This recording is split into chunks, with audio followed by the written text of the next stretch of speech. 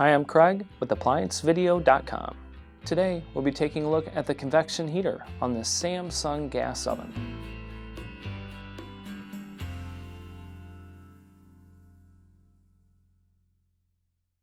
Stop. Before beginning any repair, always be sure to disconnect the power to the appliance. It is also recommended to test the outlet for the proper voltage. Remember to also turn off the gas.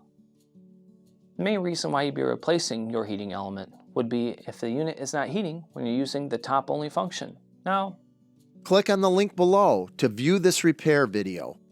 ApplianceVideo.com guides you step by step, giving you the confidence to avoid recalls and callbacks, also saving time on repairs. Whether you're up against an uncommon repair or the latest appliance on the market, our videos have been created with you in mind. Our growing library of videos have been produced using our factory-certified technicians who have extensive infield experience over the past 30 years.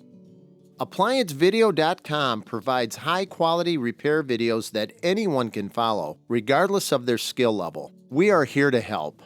Click on the link below to view this repair video and let us help you do it right the first time.